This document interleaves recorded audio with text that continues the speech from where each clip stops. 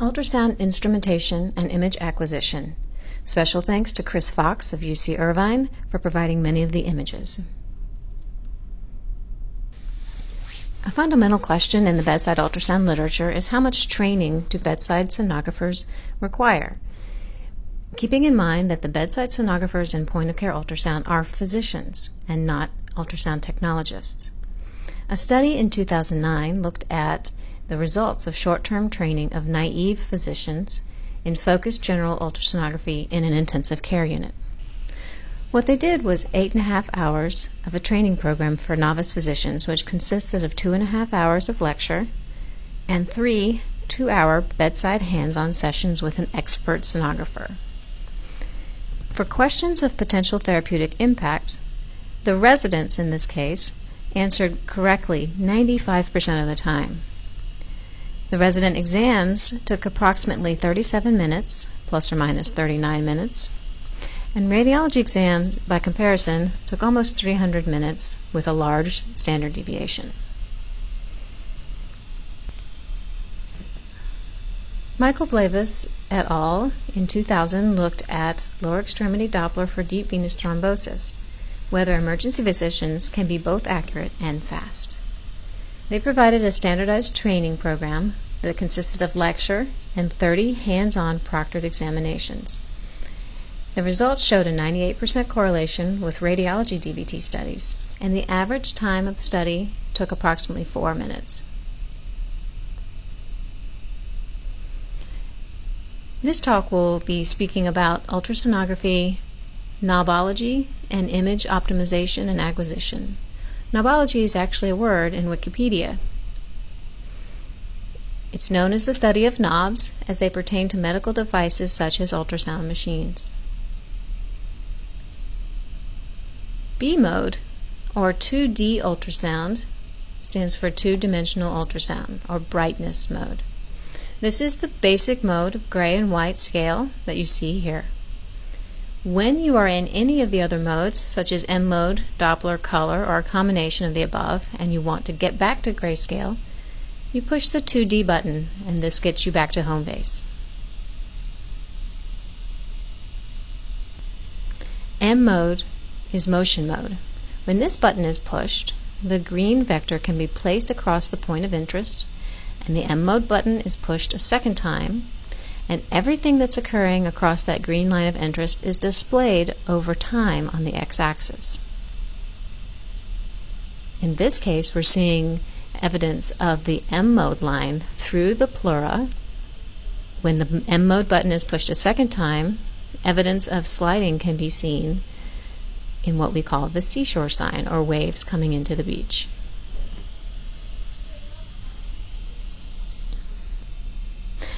Once the color button is pushed, there are two basic options. The default option is color flow Doppler, as you see here. Blue is flow away from the probe, and red is flow toward the probe.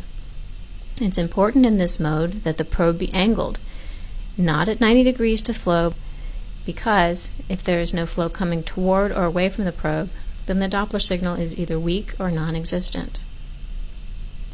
If you remember BART, you can remember that blue is away and red is toward, or BART. The other option under the color button is color power Doppler. Using the soft key under the CPD, or color power Doppler option, you can enter color power Doppler, and what you see is detection of low velocity flow without evidence of direction.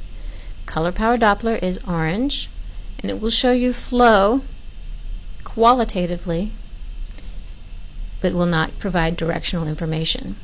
This is very useful in low flow situations, for instance very small capillaries in the skin surface, or in situations such as trying to detect whether there is flow in a testicular torsion. Again, color power Doppler cannot provide information on direction. When the Doppler button is selected, you enter a mode called pulse wave Doppler. Once you push the Doppler button, you can position the gate, the sampling gate, which is the two hatch marks, within the area of interest. You push the Doppler button again, and you enter the screen where you can detect the arterial waveform or the venous waveform. You'll note on the right of each of the screens there's indication of velocity, centimeters per second. This scale goes up to 40. However, if you needed more or less of a scale, you can choose the soft key button underneath the scale selection to change the scale. Also, if you need to move the baseline up or down to be able to see the entire waveform, you may choose the soft key underneath the word line to move the line. If you would like to change the volume, you can choose the soft key underneath the microphone to change the volume. If you want to change the sweep speed so that you can see more complexes or fewer complexes on the screen at a time for comparison purposes, you can change the sweep speed. Here you'll see that right now we're in a fast sweep, so we see fewer per screen. When we change to a medium sweep, we see more complexes per screen. And here's the medium sweep. The language of echogenicity is as follows. Hyperechoic indicates objects that are more echogenic than the surrounding tissue. Hypoechoic indicates objects that are less echogenic than surrounding tissue. Anechoic is devoid of echoes and is black. There are different probes with different frequencies. Typically, we have a P21 and an L38 or L25 probe. The higher the frequency of a probe, the better the resolution. However, the higher the frequency, the less penetration. So, it's a trade-off between resolution and depth. If you need to see structures that are deeper than 6 centimeters, you need to choose a lower frequency probe, but you will trade off detail for that choice. The P21 probe is the probe we use to evaluate the heart and the abdominal organs. The linear probe is the probe we choose for very superficial applications such as procedural guidance, evaluation of the thyroid, evaluation of the pleural line, and deep venous thrombosis evaluation. The C60 probe, curvilinear 60 millimeter footprint probe, is a relatively low frequency probe that is used to image the abdomen, often seen in the emergency room. Within the red circle you see GEN, which means general. When you have a probe, there's a range of frequencies, for instance 1 to 5 or 3.5 to 5 megahertz. This is a curvilinear probe. You can tell that from the footprint here. This is a C60 probe. It had a 3.5 to 5 megahertz frequency. When you're in the general setting, you're about in the middle of that frequency. If you use the soft key to change the setting to res or resolution, you're in the higher range of the frequency available to you. So if you have a very thin patient and you want to get more detail, you can use the soft key underneath and push the button until you get res, and you will get a higher resolution picture. If you need more penetration because you have a larger patient, you can push the soft key again to get pen, and this will shift the frequency coming from that probe to a lower frequency, for instance the 3.5, or if it was the P21 probe, to a frequency of about 1 megahertz. Basics of the transducers. For the convex array probe, or the C60 probe, there's a 60 millimeter footprint. The beams of ultrasound come out in the fashion portrayed here. You will get very good focus in the middle range, but you will have scatter at the edges and lose detail. The P21 probe all beams emanate from a single point. You get excellent focus superficially, and you lose detail as the beams spread more deeply. Therefore, when we are looking at an object of interest, we want that object to be centered approximately here in our image. We don't want a lot of wasted space behind it. A linear probe has beams of ultrasound emanating directly out in a linear fashion. You do not lose detail at the edges of the image as you do in the convex and the phased array probe. In general, the detail is about the same from the top to the bottom of the screen. All probes display the returning echoes drawn on the screen at a certain frame rate. The higher the frame rate, the less herky-jerky the image looks. If you look at objects that are in motion, such as the heart, you will want to select a software mode, such as cardiac mode, that has a higher frame rate so that you get a smoother image. When you're looking at the abdomen, it is not important to have a high frame rate, and actually choosing the abdominals presets will give you a better picture. And here, this area of the screen is where you can see what software presets you're in. This software preset is SMP, or small parts. To change the preset, there's a button on the ultrasound machine that is labeled exam.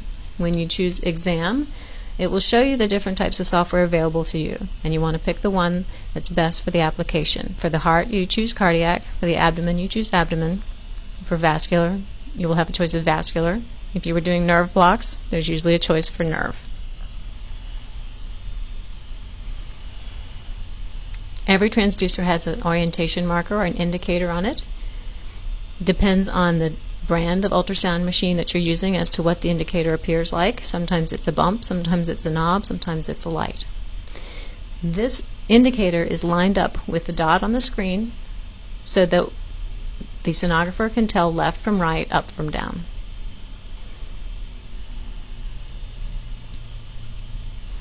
Some more terminology for image orientation. When we are looking at things in the longitudinal plane, we also call this the sagittal view. When we are looking at a cross-sectional plane, we also refer to this as the transverse view. Remember, the indicator is on one side of the probe. In the sagittal view, by convention, the indicator is towards the head. In the transverse view, by convention, the indicator goes towards the right. If you flip the probe, the image will flip.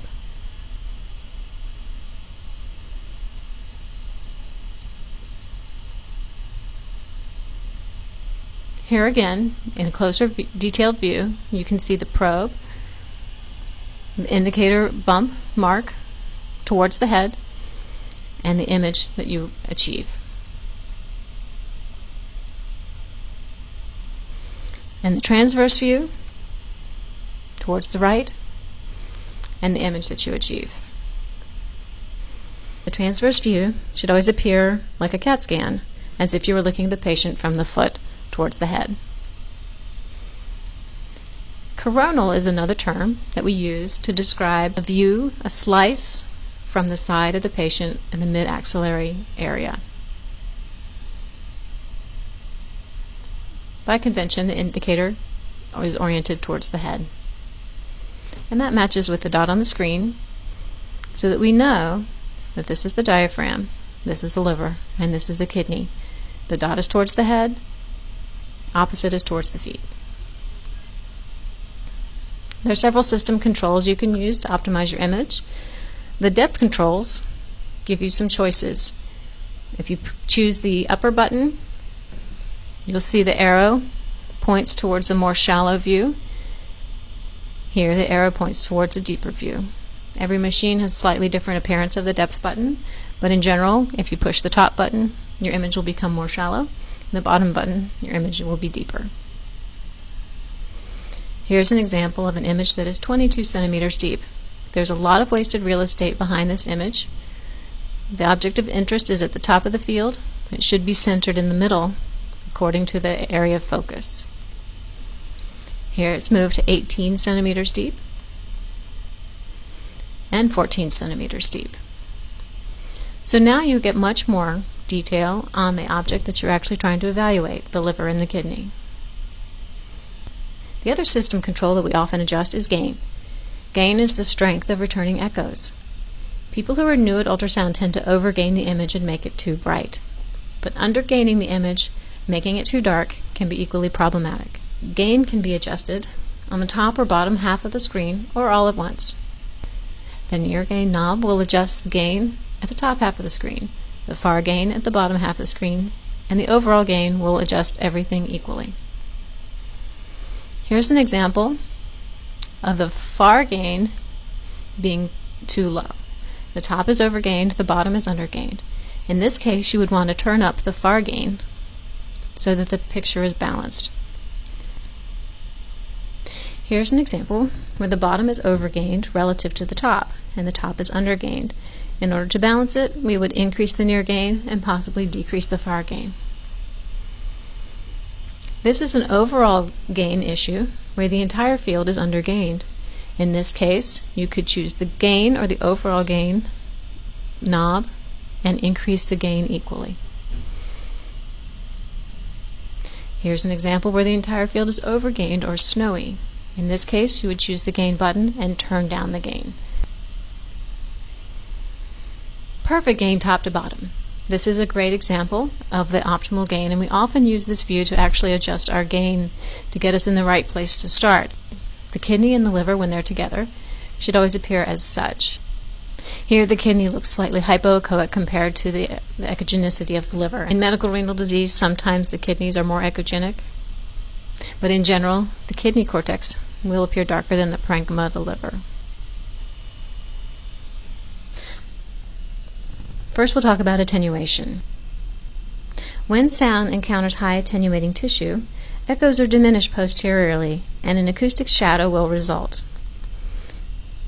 Structures such as bone are high attenuating tissues, and the artifact that's created behind them is a shadow. Here's an example of a gallstone. Here you see the echo behind the stone creates a shadow. We have a hyperechoic stone with a shadow behind. That is classic of a high attenuating tissue. Low attenuation is the opposite. When sound encounters low attenuating tissue, the echoes are actually enhanced posteriorly. We call this posterior acoustic enhancement.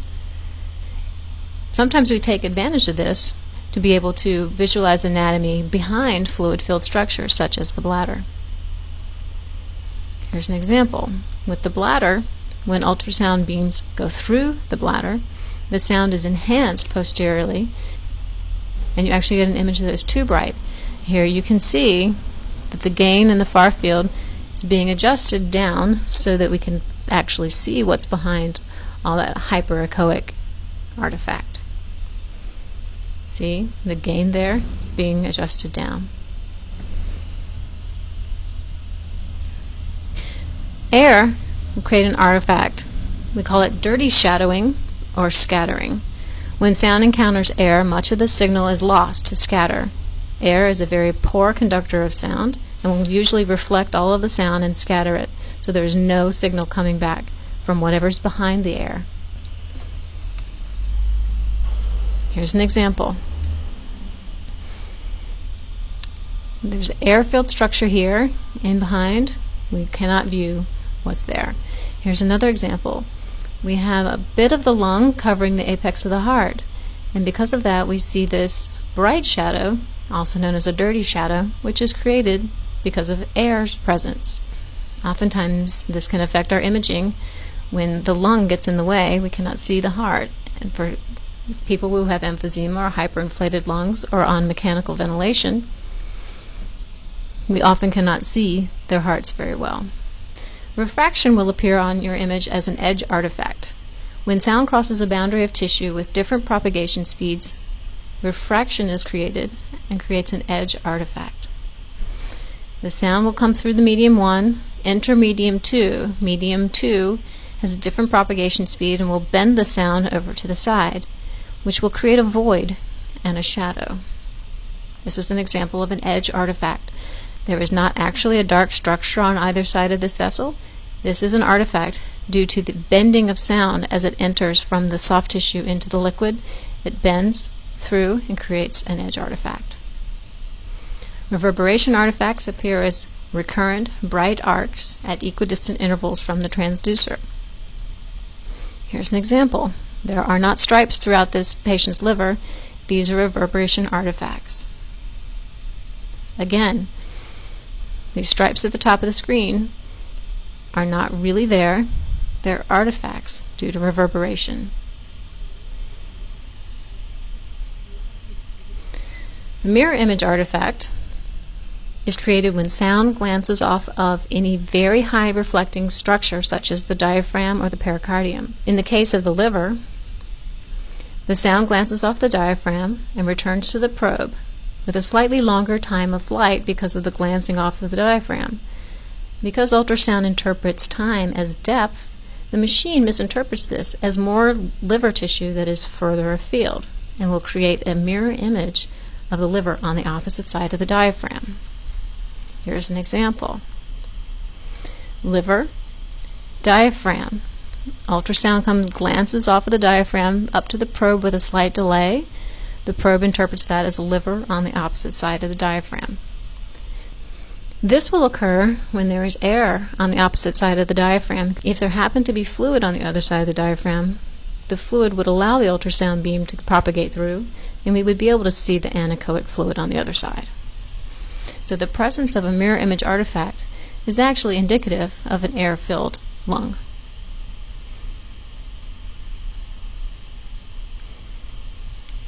In general, when you're acquiring your image, we need to know your anatomy, visualize the anatomy in at least 2 planes so that we can reconstruct it in 3 dimensions in our heads, define the boundaries, choose the proper transducer and settings, learn the proper windows for visualizing anatomy, maximize your controls such as gain and depth. The typical learning curve is as follows. When we first start to learn ultrasound, it looks like a snowstorm. Not really clear what's going on there, and we get frustrated. Next, we start to learn our anatomy, and our confidence grows.